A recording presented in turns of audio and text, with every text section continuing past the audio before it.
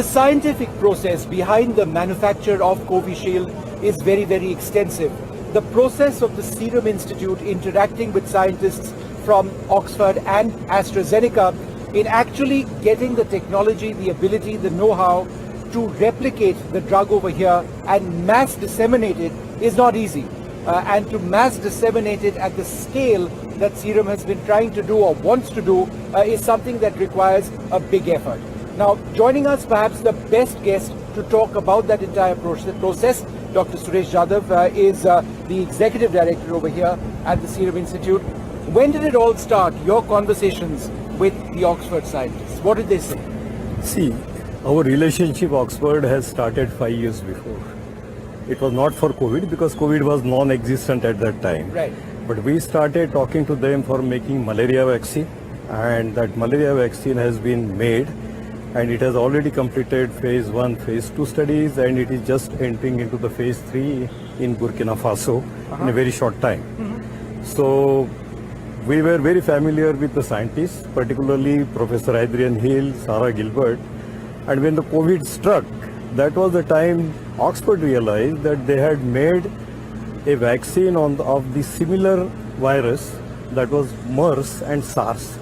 About 4 years back, MERS was there, 9 years back, SARS was there, and they had made a vaccine.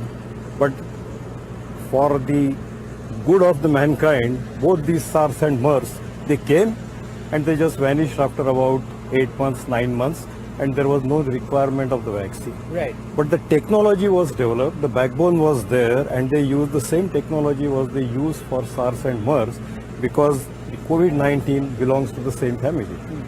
And when they realized that they can make it, the moment the news came from Wuhan in the November, December that some disease is coming where there is a pneumonia which looks like SARS and MERS, and when the sequence was published by WHO, they said, oh, this is the product which they can make.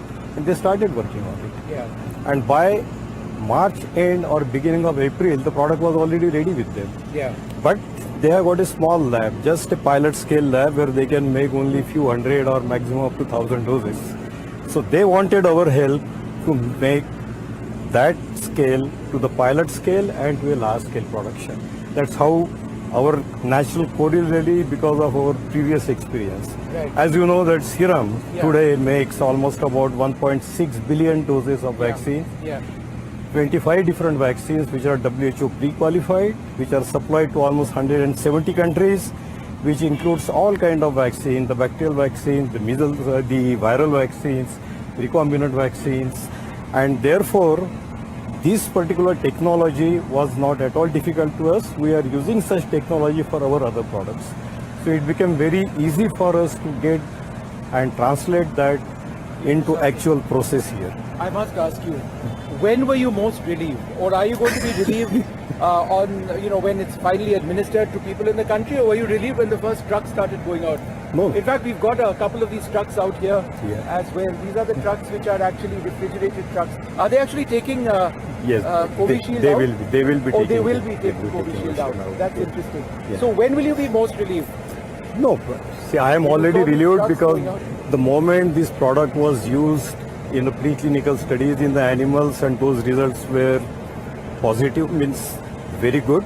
And we went into phase 1 studies and saw that there is absolutely no serious reactions, mild reactions, and that was anticipated for any injection. And so you knew then that it would work. It will work. So the question then was, how well would it How well it will work. Right. So that of course confidence we got when we started getting results from the phase 3 studies, and we started analyzing those patients and seeing their titers. Right. And some of the titers which they exceeded 90%, Yeah.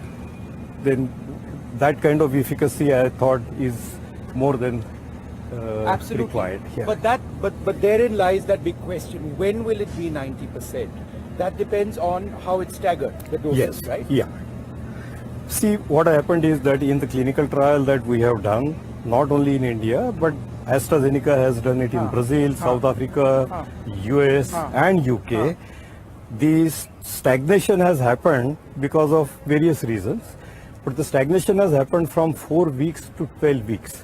And what they have seen is that even if there is a difference of 4 weeks, you get good protection, but that gets varied between 70 to 80%.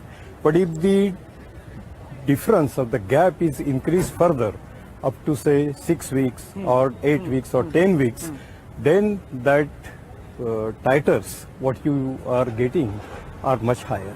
But then in India, it's 28 days is the recommendation, isn't it? Yeah, because the clinical trial which was conducted in phase 3 here was conducted with a gap of 28 days, the gap between 2 doses. Right. Yeah. But isn't there also logic that if you take the second dose faster, at least you'll get that 70% guarantee that it's working? Yes, that it will certainly work with that 4 weeks.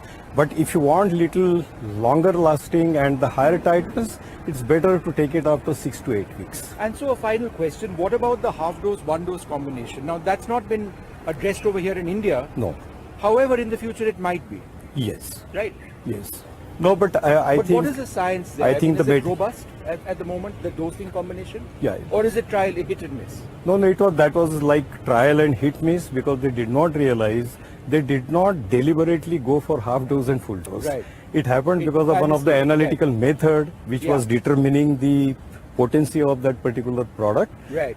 Where by one method it was showing say X, by second method it was showing X plus 2. Right, right. That's why they thought that okay, if you can reduce, give it half, or by colorally where it has shown little higher, that full dose has gone in certain people, and where it has shown half, that dose has gone into some people.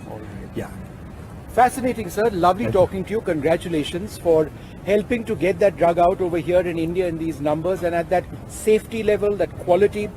That's going to save countless lives. You must feel very good that Absolutely. that ultimately that's what it's about, saving lives. Absolutely. Yeah? Thank you, sir. Yeah, thank you. Well, there you have it. A look at the process of manufacture here at the Serum Institute of India. As I've mentioned before, the scale is truly incredible, but the science is important as well. More than anything else, it's the quality of manufacture of vaccines which will determine how effective it is. And all of this needs to come together in a finite period of time, not just for people here in India, but for people around the world.